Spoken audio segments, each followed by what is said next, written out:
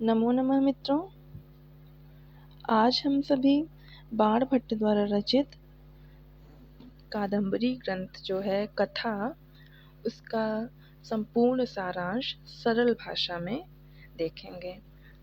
आइए वीडियो शुरू करते हैं। तो कादम्बरी के दो भाग हैं, पूर्व भाग और उत्तर भाग। तो बाणभट्ट की मृत्यु के बाद कादम्बरी की कथा अपूर्ण रह जाने पर उसका जो उत्तर का भाग है वह बाणभट्ट के पुत्र जो हैं उन्होंने लिखा था, भूषण भट्ट जिनका नाम था। कादम्बरी का प्रारंभ 20 श्लोकों की एक प्रस्तावना के पश्चात होता है और वो जो 20 श्लोक हैं उनमें जो प्रथम 3 पद्य हैं वो श्लोक हैं वो देवताओं की स्तुति में लिखे गए हैं। उनमें पहले में सत्व रजस तमस 3 त्रिगुण परमात्मा की स्तुति की गई है और दूसरे में भगवान शंकर की चरण धूलि की वंदना की गई है और तीसरे में जो नृसिंह अवतारधारी भगवान विष्णु थे उनके नखों की वंदना की गई है। गुरु वंदना यानी बाणभट्ट अपने गुरु भरगु या भरगु कहीं कहीं नाम मिलता है, उनकी वंदना करते हैं और उसके बाद दुर्जन निंदा आदि विषयों का वर्णन किया गया है और अंत में कवि ने अपने वंश क्रम का उल्लेख किया है। परंतु जो बाणभट्ट का जो कवि वर्णन जो है, उनकी जो एक रचना है हर्षचरितम्, उसमें उन्होंने प्रारंभिक 2 उच्छ्वासों में अपने जीवन के बारे में, अपने जीवन परिचय का वर्णन किया है। फिर इसके बाद आइए यहाँ पे कादम्बरी में शुरू करते हैं। तो कविवंश का वर्णन किया गया है। इसके बाद कथा का प्रारंभ राजा शूद्रक के वर्णन से होता है, यानी बाणभट्ट का जो कादम्बरी जो ग्रंथ है उसकी शुरुआत जो है कथामुख से होती है। तो कथामुख आइए शुरू करते हैं। विदिशा नामक प्रसिद्ध नगरी में एक महाप्रतापी राजा शूद्रक राज्य करता था। एक बार वह जब राजसभा में बैठा हुआ था, तभी प्रतिहारी ने आकर उससे राजा से निवेदन किया, महाराज, द्वार पर एक चांडाल कन्या एक शुक यानी पक्षी को लेकर उपस्थित हुई है। वह आपके दर्शन करना चाहती है। तो राजा ने कहा, उसे अंदर लाने की आज्ञा दे दी। तो प्रतिहारी जाती है और चांडाल कन्या को शुक सहित लेकर अंदर आती है। तो चांडाल कन्या अपने वृद्ध अनुचर के साथ राजा के समक्ष उपस्थित हुई। उस वृद्ध ने राजा के सामने पिंजड़े में बंद शुक को रखकर निवेदन किया कि यह वैशंपायन, जो शुक रहता है यानी जो तोता रहता है उसका नाम रहता है वैशंपायन। तो आप लोग ध्यान से सुनिएगा, जो लोग नहीं जान रहे हैं, नहीं पढ़े होंगे कादम्बरी, तो वो लोग भी हम सामान्य हिंदी में बताने का प्रयास करेंगे ताकि जो संस्कृत वाले नहीं हैं, जिनको कहानी कविताओं में रुचि है, वो लोग भी अच्छे से समझ सकें, उनको भी और बहुत अच्छा लगेगा। फिर से यहाँ से शुरू करते हैं। हाँ, वैशंपायन। तो शुक जो वैशंपायन रहता है, वैशंपायन नामक शुक समस्त कलाओं और शास्त्रों में पारंगत है और यानी कि एक तरह से सर्वगुण संपन्न है वो। और इसीलिए मेरे स्वामी ने अपनी पुत्री यानी कि चांडाल कन्या को आपके पास इस तोते को भेंट के लिए भेजा है। यह कहकर वह वृद्ध चला गया और शुक ने अपना दक्षिण पैर यानी दाहिना पैर उठाकर राजा की प्रशंसा में एक आर्या छंद पढ़ा।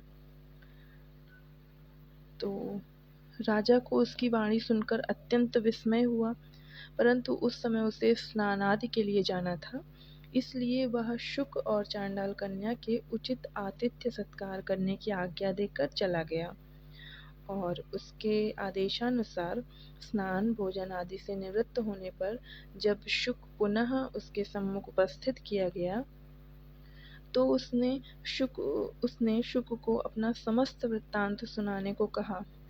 तो शुक ने इस प्रकार सुनाना प्रारंभ किया। अब यहाँ से शुक अपना बोलना, अपनी बात बताना शुरू करेगा, यानी शुक की आत्मकथा अब शुरू हो रही है यहाँ से। तो शुक बताना शुरू करता है, यहाँ से बहुत रोचक लगेगा। विंध्याटवी में पंपा सरोवर के पश्चिमी तट पर एक विशाल शाल्मली यानी सेमर का वृक्ष जो होता है, शाल्मली का वृक्ष था। उस पर घोंसला बनाकर, वो शुक यानी वैशंपायन बता रहा है, तो वो कहता है कि उस पर घोंसला बनाकर मेरे माता पिता रहते थे। मेरे जन्म के बाद ही मेरी माता का देहांत हो गया, अतएव मेरे भरण पोषण का भार मेरे वृद्ध पिता पर आ गया। एक दिन शबर सेनापति मातंग का एक वृद्ध अनुचर अपने साथियों से बिछुड़कर उस शाल्मली वृक्ष के निकट आया। जब वहाँ पक्षियों का कोलाहल सुनकर वह उस वृक्ष पर चढ़ गया और शुक शावकों को मार मार कर नीचे फेंकने लगा।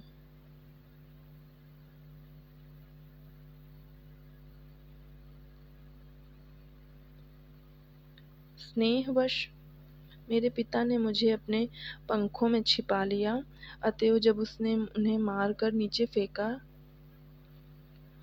तो मुझे ना देख सका, और मैं भी अपने पिता के साथ, वो भी जैसे वो वैशंपायन के पिता भी हरे रंग के थे और ये एकदम, ये भी हरा हरा छोटा सा था, तो उसके पंखों में छिपा रह गया। तो वो जो शिकारी आया था, उसको बहेलिया जो आया था, उसको पता नहीं चला कि इसमें एक और भी है, वैशंपायन यानी शुक, एक शुक और भी है।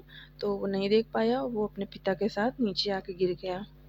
तो किसी प्रकार वहाँ से, और वो जो नीचे गिरा पत्तियों पे गिरा, तो इसकी वजह से उसके शरीर में चोट नहीं आई कुछ खास।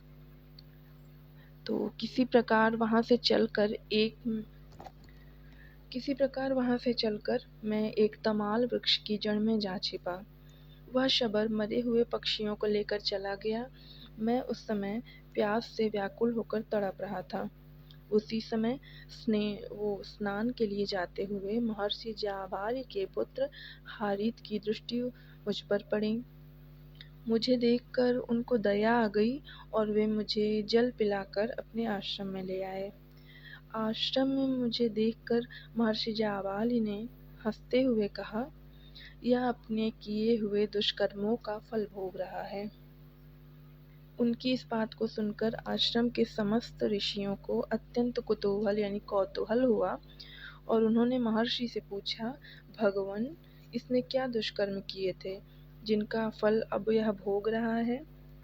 तो महर्षि जाबाली ने कहा, यह लंबी कथा है। पहले सब लोग अपने नित्य कृत्य से निवृत्त हो लें, फिर रात्रि में निश्चिंत होकर इसकी कथा मैं सुनाऊंगा। तो सभी लोग अपने नित्य क्रिया ये सब कार्य करने लगे। तब महर्षि जाबाली ने उन सभी को मेरी कथा सुनाना यानी शुक की कथा सुनाना प्रारंभ किया। तो ये यहाँ तक जो है कथामुख है, तो ज़्यादातर पाठ्यक्रमों में कथामुख ही है। तो यानी कि जैसे प्रवक्ता, EMRS, TGT, PGT, UP, PGT, इन सब में ये कादम्बरी का कथामुख ही है। तो यहीं तक है, यहीं तक पढ़ना रहता है। तो अब हम लोग आगे पढ़ते हैं, क्योंकि हमें तो संपूर्ण कादम्बरी कथा का यहाँ पे सामान्य वो सारांश पढ़ना है। तो अब जाबाली मुनि बता रहे हैं कि कैसे कथा ये सब क्या हुआ, कैसे ये शूद्रक के पास ये सब वैशंपायन कैसे बन गया, पिछले जन्म में क्या था, अब ये सब बताएंगे वो। तो अवंती देश की राजधानी में तारापीड़ नामक राजा राज्य करता था। उसकी पत्नी का नाम विलासवती था। शुकनास उसका मंत्री था और शुकनास की पत्नी थी मनोरमा। बहुत दिनों तक निसंतानता का दुख भोगने के पश्चात इन दंपतियों को पुत्र प्राप्त हुए। राजा के पुत्र का नाम चंद्रापीठ पड़ा और मंत्री के पुत्र का नाम क्या हुआ? वैशंपायन। इन दोनों बालकों ने अपना शैशव एक साथ बिताया और साथ साथ सकल विद्याओं और कलाओं का ज्ञान प्राप्त किया। विद्या ग्रहण करके ये लोग जब घर लौटे यानी अपने राज्य में लौटे, तब राजा ने चंद्रापीठ को युवराज बनाया और चंद्रापीठ के अश्व का नाम इंद्रायुध था और उसकी माता ने उसकी सेवा के लिए जिस सेविका को नियुक्त किया था उसका नाम था पत्रलेखा। यानी जो पत्रलेखा है वह चंद्रापीठ की सेविका है और इंद्रायुध कौन है, वो चंद्रापीठ का अश्व यानी घोड़ा है। युवराज बनने के पश्चात चंद्रापीठ ने दिग्विजय के लिए प्रस्थान किया। अनेक राजाओं को जीतने के पश्चात उसने हिमालय में स्थित किरातों की राजधानी हेमकूट को अपने अधिकार में कर लिया। यहीं एक बार शिकार में किन्नर मिथुन का पीछा करते करते वह अपने अनुचरों से बिछड़कर रास्ता भूल गया। अंत में वह अच्छोद नामक सरोवर के किनारे पहुंच गया। वहां के शिव मंदिर में एकाकी जीवन व्यतीत करने वाली एक अत्यंत गौरांगी रूपवती कन्या महाश्वेता से उसका परिचय हुआ। तो चंद्रापीठ के अनुरोध करने पर अपने विषय में इस प्रकार उसने, अब यहाँ पे जब वो चंद्रापीठ महाश्वेता को देखते हैं तो महाश्वेता फिर अब अपना वृत्तांत बताएगी यहाँ पे। तो अब यहाँ से महाश्वेता की आत्मकथा चलेगी। मैं गंधर्व राज हंस की पुत्री हूँ, मेरा नाम महाश्वेता है। एक दिन मैं अपनी माता के साथ स्नान करने के लिए यहीं आई थी। कहीं से एक अलौकिक सुगंध आ रही थी। मैं उस गंध यानी सुगंध का अनुसरण करती हुई आगे बढ़ी। कुछ दूर जाने पर एक अत्यंत सुंदर मुनि कुमार को अपने मित्र के साथ आते हुए देख उसके कान में एक कुसुम मंजरी थी। मैंने उसको प्रणाम किया और उसके मित्र से पूछा, आप लोगों का क्या परिचय है? यह कुसुम मंजरी किस वृक्ष की है? तो उसने उत्तर दिया, ये महर्षि श्वेतकेतु के पुत्र हैं, इनका नाम पुंडरीक है। लक्ष्मी जी से इनकी उत्पत्ति हुई है। मेरा नाम कपिंजल है। यह पारिजात वृक्ष की कुसुम मंजरी है। उसके यह कह चुकने पर मुनिकुमार ने मुझसे कहा, इस प्रश्न से क्या प्रयोजन? यदि इसकी सुगंध तुम्हें अच्छी लगती है तो इसे ले लो। यह कहकर पुंडरीक ने मंजरी मेरे कान में पहना दी। हम दोनों एक दूसरे के प्रति अत्यंत आसक्त हो गए। अनंतर यानी इसके पश्चात जब मैं माँ के साथ घर चली गई तब मेरी तांबूल करंक वाहिनी तरलिका ने आकर मुझे एक पत्र दिया। उसे पढ़कर मैं व्याकुल हो गई। उसके पश्चात कपिंजल ने आकर पुंडरीक की अस्वस्थता की सूचना दी। इस पर मैं रात्रि में ही तरलिका को साथ लेकर पुंडरीक से मिलने चली। निकट पहुंचने पर देखा कि मेरी वियोग व्यथा के कारण पुंडरीक का प्राणांत हो गया है, यानी पुंडरीक मर गया है।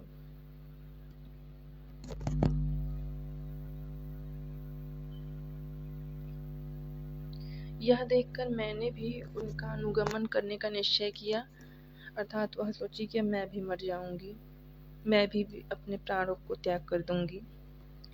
किंतु उसी समय चंद्रमंडल से उतरकर किसी महापुरुष ने कहा, बेटी तुम दोनों का पुनर्मिलन होगा। यह कहकर उसने पुंडरीक के शरीर को उठा लिया और वह आकाश में उड़ गया।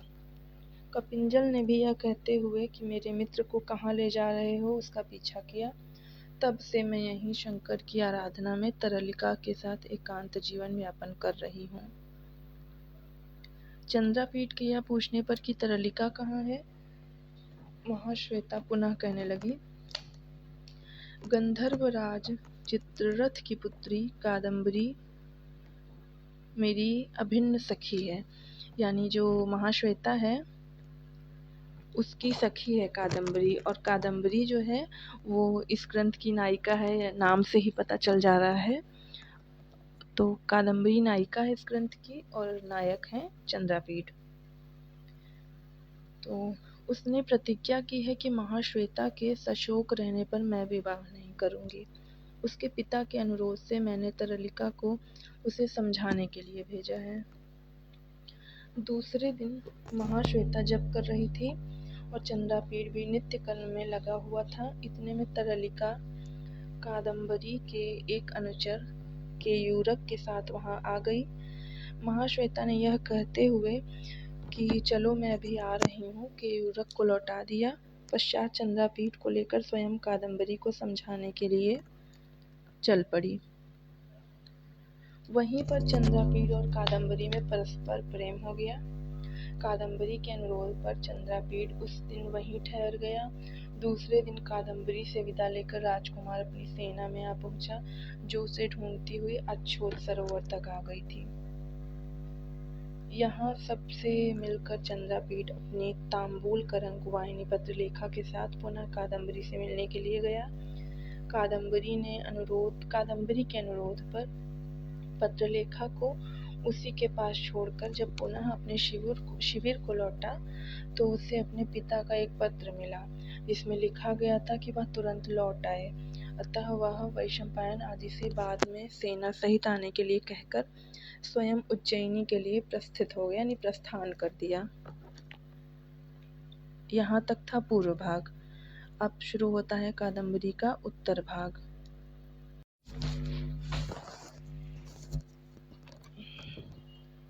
उत्तर भाग। जब पत्रलेखा ने और उसके पश्चात कादम्बरी के सेवक केयूरक ने आकर चंद्रापीठ को कादम्बरी की विरह वेदना की सूचना दी, तो वह अपने माता पिता से यह बहाना बनाकर कि मैं वैशंपायन को लिवाने जा रहा हूँ, चल पड़ा। मार्ग में उसे अपने लौटते हुए सैनिकों से पता चला कि अछोत सरोवर के निकट पहुंचने पर वैशंपायन की ऐसी मनःस्थिति हो गई कि लाख समझाने पर भी वह वहां से टस से मस नहीं हुआ। फिर क्या था, चंद्रापीठ वैशंपायन को लिवा लाने के लिए अछोत सरोवर पहुंच गया। वहां वैशंपायन का कहीं पता ही नहीं था। तब वह महाश्वेता के आश्रम में गया। महाश्वेता को अत्यंत करुण अवस्था में देखकर उसने पूछा। महाश्वेता ने कहा, आपके चले जाने के पश्चात एक ब्राह्मण युवक यहाँ पे आया था और उसने मेरे बार बार मना करने पर भी मुझसे प्रेम याचना करने लगा, और मैंने उससे क्रोधित होकर उसे शुक योनि यानी कि तोते की योनि को प्राप्त हो जाने का शाप दे दिया, और वह तुरंत ही निष्प्राण हो गया, धरती पर गिर गया। और फिर उसके बाद उसके साथियों से मुझे पता चला कि वह आपका प्रिय मित्र वैशंपायन था। इतना कहकर मैं महाश्वेता जो है वो बिलक बिलक कर रोने लगी। तो वैशंपायन की मृत्यु की बात सुनते ही चंद्रापीठ का हृदय भी विदीर्ण हो गया, और वह भी धरती पर गिर गया, यानी उसके भी प्राण निकल गए। उसी समय कादम्बरी भी पत्रलेखा के मुंह से चंद्रापीठ के आने का समाचार सुनकर महाश्वेता के आश्रम में आई, और वो भी चंद्रापीठ की यह अवस्था देखकर वह भी मरने का निश्चय कर ली। किंतु उसी समय फिर से वो आकाशवाणी हुई कि महाश्वेता धैर्य रखो, तुम्हारा अपने प्रीतम से मिलन होगा, और कादम्बरी तुम चंद्रापीठ के शरीर को सुरक्षित रखो, इसका अग्नि संस्कार न करो, यह पुनः जीवित होगा।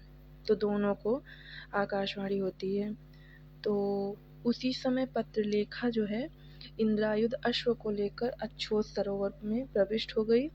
कुछ देर बाद उसी सरोवर में से कपिंजल निकला। वह महाश्वेता से कहने लगा, अब कपिंजल कहेगा। अब यहाँ पे कपिंजल की कथा शुरू हो रही है। कपिंजल जो है वो रहस्य बताएगा कि क्या कैसे कौन क्या बन गया, ये सब बताएगा। तो पुंडरीक के शरीर को ले जाने वाले महापुरुष का अनुगमन करता हुआ मैं चंद्रलोक पहुंचा। वहाँ उसने मुझसे कहा, मैं चंद्रमा हूँ, महाश्वेता के विरह अग्नि में तड़पते हुए तुम्हारे मित्र पुंडरीक ने मुझे निष्कारण शाप दिया था कि तुम मृत्युलोक में 2 बार जन्म लेकर वियोगाग्नि में तड़प तड़प कर प्राण त्याग करोगे। इस पर मैंने भी उसे शाप दे दिया था कि तुम भी मेरे साथ सुख दुख भोगोगे। क्रोध दूर होने पर महाश्वेता के दुख को देखकर मैं पुंडरीक के शरीर को सुरक्षित रखने के लिए यहाँ ले आया हूँ। यह समाचार महर्षि श्वेतकेतु से जाकर बता दो। चंद्रलोक से लौटता हुआ मैं, ये सब कपिंजल बता रहा है। तो चंद्रलोक से लौटता हुआ मैं एकदम बहुत दुखी होने के कारण एक महर्षि से टकरा गया। उन्होंने मुझे शाप दे दिया कि तुम अश्व हो जाओ। मेरे अनुनय विनय करने पर उन्होंने कहा कि मेरा शाप टल नहीं सकता। हाँ, इतना ज़रूर हो सकता है कि तुम शीघ्र अश्व योनि से छुटकारा पा जाओगे और उस योनि में भी तुम ध्यान रखते हुए अपने मित्र के साथ ही रहोगे। इसलिए चंद्रदेव चंद्रापीठ हुए और मैं उनका वाहन इंद्रायुध हुआ और पुंडरीक चंद्रापीठ का मित्र वैशंपायन ही था, जो तुम्हारे शाप से शुक योनि को प्राप्त हो गया है। तो यहाँ तक वो कपिंजल कह रहा है, बता दिया सारी चीज़ें। अब कपिंजल की कथा समाप्त हो गई। अब यह सुनकर महाश्वेता जो है वो पुनः पश्चाताप होने लगता है उसे, कि फिर उसके बाद कपिंजल उसे किसी प्रकार सांत्वना देकर श्वेत केतु मुनि के पास ले गया। कादम्बरी चंद्रापीठ के शरीर को देवोचित पूजा के समान शिलातल पर रखकर अपने दिन व्यतीत करने लगी। चंद्रापीठ और वैशंपायन के माता पिता भी यह समाचार सुनकर वहीं आश्रम में रहने लगे। महर्षि जाबाली इतना कहकर ऋषियों से बोले, काम वृत्ति के कारण पुंडरीक देवलोक से परिभ्रष्ट होकर वैशंपायन रूप में शुकनास का पुत्र हुआ और यह वैशंपायन कामांध होकर महाश्वेता के शापवश इस शुक रूप को प्राप्त हुआ है। इस प्रकार जाबाली द्वारा वर्णित कथा समाप्त हुई। यानी कि जो अभी शुक जब आश्रम में आया था, वैशंपायन शुक आश्रम में आया था ना, तो सब लोग पूछे थे ना कि ये क्यों अपने कौन से पापों का फल भोग रहा है, तो जाबाली मुनि कथा सुना रहे थे, तो वह कथा यहाँ समाप्त हुई है। अब अगला आगे क्या होगा? आगे यह होगा कि शुक द्वारा आगे की आत्मकथा का वर्णन, क्योंकि इसकी आगे का शुक को याद है, तो अब शुक बताना फिर से शुरू करेगा। इतना कहकर शुक पुनः राजा शूद्रक को अपना वृत्तांत सुनाने लगा। महर्षि जाबाली के इस वृत्तांत को सुनकर मुझे अपने पूर्व जन्मों का स्मरण हो गया और मुझे मनुष्यों के समान वाणी भी प्राप्त हो गई। वहीं आश्रम में मेरा पालन पोषण भी हुआ। बाद में कपिंजल मुझे पिता श्वेतकेतु के आश्रम में ही शाप काल के अवसान तक के लिए ले आया, परंतु मेरे हृदय में महाश्वेता आदि को देखने की उत्कट लालसा उत्पन्न हुई। अतएव मैं उड़ने की थोड़ी सी शक्ति प्राप्त होते ही एक दिन आकाश में उड़ चला। असामर्थ्य के कारण मुझे मार्ग में रुकना पड़ा और मैं वहीं पाशबद्ध होकर चांडाल अधिपति की कन्या के सम्मुख उपस्थित किया गया। उसने ही आज तक मेरा पालन पोषण किया। इस समय मुझे वही कन्या पिंजड़े में बंधकर आपके समक्ष क्यों ले आई है, यह जानने की स्वयं मुझे आपके समान ही उत्सुकता है। यह कहकर शुक जो है वह चुप हो गया। इस प्रकार शुक द्वारा वर्णित आत्मकथा समाप्त हुई। अब चांडाल कन्या बोलेगी। तो राजा के पूछने पर चांडाल कन्या ने कहना प्रारंभ किया कि कादम्बरी लोचनानंद चंद्र, आपने इस दुरात्मा के पूर्व जन्म का वृत्तांत सुना। इस शुक योनि में भी इसने पिता की आज्ञा के विरुद्ध कामवश होकर कार्य करना प्रारंभ कर दिया। मैं इस दुरात्मा की माँ लक्ष्मी हूँ। इसके पिता की आज्ञा से इसकी सुरक्षा के लिए ही मैं इसको इस प्रकार यहाँ अब तक रखे रही। अब आपके सामने लेके आई हूँ। अब आप दोनों के शाप की अवधि जो है वो समाप्त होने वाली है। तो अतः आप दोनों ही अपने प्रियजन के समागम का आनंद लें। यह कहकर वह विद्युत के समान आकाश में जाकर अंतर्धान हो गई। यानी ये सब हो गया पूरा। इसका उपसंहार यह है कि अपने पूर्व जन्म का वृत्तांत सुनकर शूद्रक और वैशंपायन दोनों के हृदय में पूर्व प्रेम के कारण पुनः वियोगाग्नि भड़क उठी और दोनों ने मानो उस अपार दुख के कारण अपने शरीर छोड़ दिए। यानी दोनों का देहांत हो गया।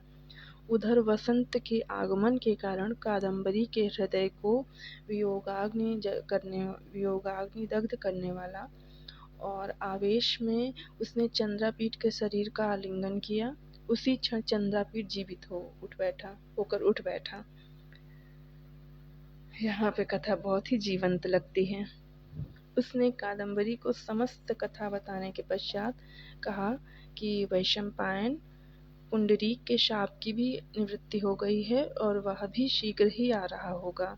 इसके पश्चात सभी चारों का मिलन हुआ, मतलब चंद्रापीठ और कादम्बरी और वैशंपायन और महाश्वेता, दोनों का विवाह हो गया और दोनों आनंद पूर्वक जीवन व्यतीत करने लगे।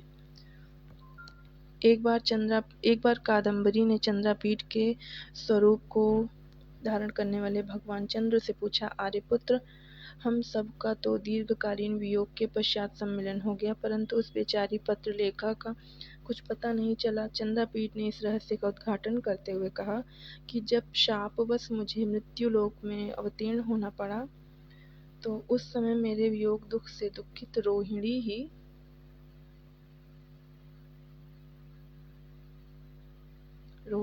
पत्रलेखा थी।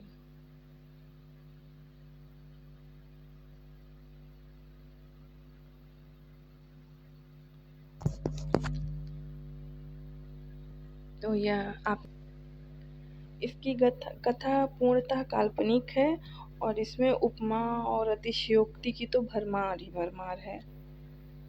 और इन्होंने बाण भट्ट ने ऐसे इतने रोचक वर्णन किए हुए हैं, जैसे कि ये एकदम जैसे लगता है सारी घटना हमारे आंखों के सामने, सारा जब शूद्रक का राज दरबार का वर्णन करते हैं उसमें जैसे लगता है हमारे आंखों के सामने एकदम राज दरबार लगा हुआ है। और सारे जितने भी, जब यहाँ पे जहाँ पे करुण रस का प्रसंग है वहाँ हमें अंदर से खुद ही वो करुण रस आ जाता है हमारे अंदर।